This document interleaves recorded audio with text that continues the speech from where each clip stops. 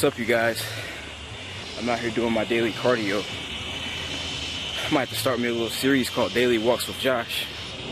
But yeah, doing my cardio. I think I'm 2.5 weeks out from my first show, my first pro show. But anyways, I want to jump straight into today's topic because it's kind of been bothering me, and I think that some people won't agree, but I do think that there's a large majority of people that will agree as well on what I'm about to say.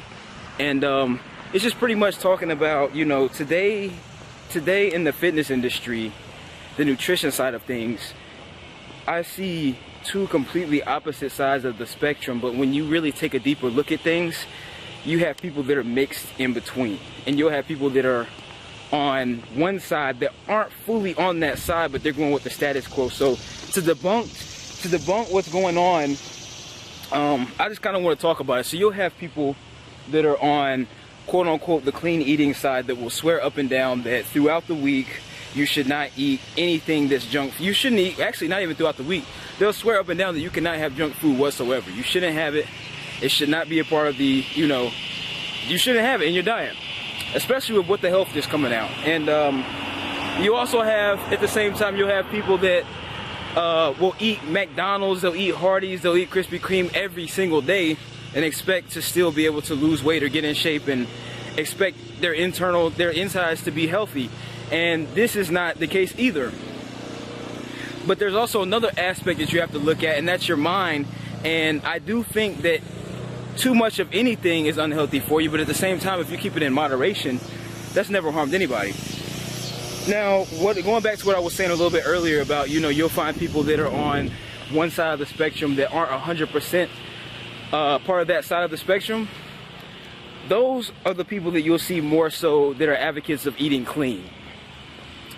You know, they're the people that are making all these posts about clean eating, but at the end of the day, they're also the people that are sometimes waiting until Friday or Saturday or Sunday saying, you know, throughout the week, I try to keep my carbs down, and then on weekends, I try to go out with friends and I splurge and I eat, and then I know I have to punish myself throughout the week because Monday through Friday, I can't eat carbs, I can't eat anything anymore, and they don't want to eat any junk food throughout the week.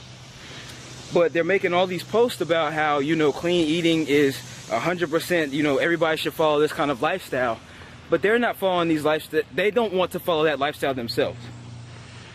They want to do what I just released my course, Drop Your Meal Plan to Get the Results You Want with Macros. They want to follow that kind of lifestyle. And that's the lifestyle that everybody should follow on either side. If you're somebody that's a very big advocate of just eating junk food because you like it, or if you're somebody that's a very big advocate of eating clean food, you have to understand that, you know, as a human being, yes, you're going to crave. I'm not even gonna lie, you do have some people that do not crave junk food and they just don't like sweets or any of that other stuff. But at the same time, the majority, I'd say about 90 to 95% of people usually like to indulge in some kind of something sweet. They have a sweet tooth. So you have to be able to, I'm not saying, you can't take people out of their element, okay? So you can't take somebody and tell them, you know, the message to somebody that you need to be putting in your body only whole foods, only clean foods. I don't think that's going to get the message across to them, especially if they're overweight. Because here they are, they've been eating this way for years. That's why they got to the point that they're at in the first place. And you're asking them to switch up their dieting and eating habits and telling them that what they're doing is, first of all, you're not going to take McDonald's, you're not going to take Taco Bell, you're not going to take Burger King, you're not going to take any of them out of business anytime soon. So we have to find a way to educate people on the tools that they need to be able to lose weight while managing and looking at their macros.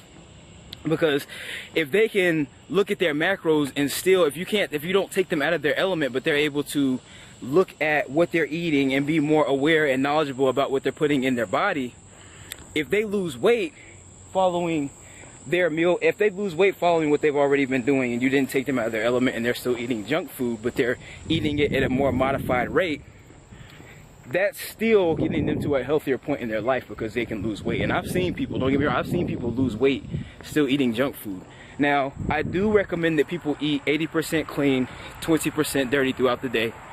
Just simply because for those of you that are quote-unquote health advocates that are waiting till weekends to go out and splurge and eat carbohydrates, and you know, you cut it throughout the week, I recommend you throw those, you know, nice little snacks that you want throughout the day, because that 80-20 will keep you sane. It will suppress those cravings. It's not too much to the point where you're just overdoing it, but it's not too little to the point where on weekends you're just overdoing it like crazy, and next thing you know, you're gaining weight. Trying to think, is there anything else I wanted to cover? But yeah, it's really been bothering me, because, and that's why I was saying out west they list the macros on the menus. If you go to any place out west, they list the macros, the proteins, the carbs, and the fats.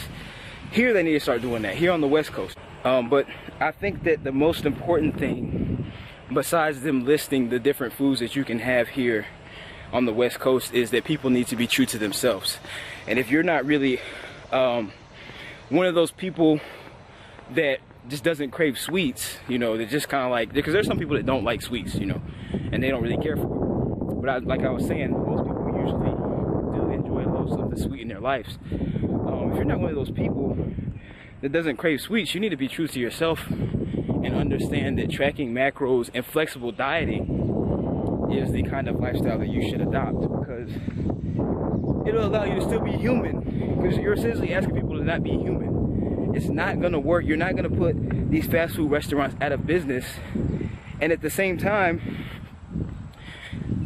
you'll get your message across to people better if you're not trying to take them out of their element, their lifestyle they've been following for years. It's very, very hard to get people to do that. And if you were to do that, you have to slowly back them out of it. You can't just cold turkey tell somebody to just drop all sweets, because then they're gonna end up binging. So I want to know people's thoughts and concerns, and comment down below, share this.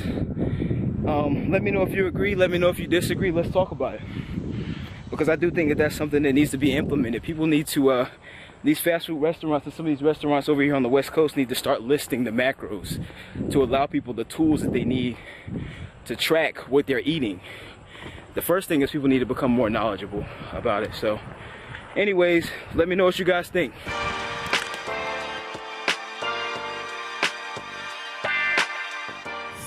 Yeah.